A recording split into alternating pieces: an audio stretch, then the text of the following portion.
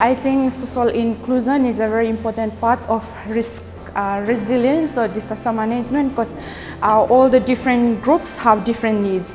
How they are affected, it's different. So for example, women and children are affected differently, like climate change risk and disaster risk. So for example, when water becomes a problem due to climate risk or disaster risk, the most affected are women, because they are the main ones who collect water and are the main ones who really use water.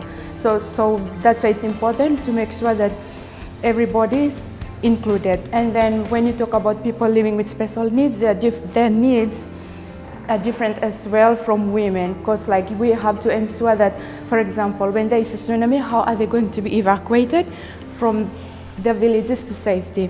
And also we have elderly people and sick people, like all their needs are different. And so that's why I think it's very important to ensure that social inclusiveness is integrated into the whole business of risk resilience. So in the work we do, we use a tool which we call community vulnerability risk management process, whereby it involves consultation with the whole community. So we gather all the men, women, children, and people living with disabilities, and then we discuss with them what are the risks, how do they impact on you, what are the sort of actions or options you can take to adapt or respond to those risks.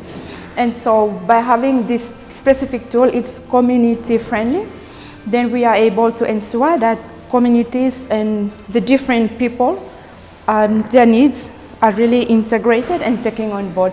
And so like, for example, the men will say, we want road access. The women will say, we want water, because that's the most thing that affects us. Then the youths will say, we want a sports field. So when we have a consultative process, then everybody agrees, and then they end up with what is really critical for them to build their resilience.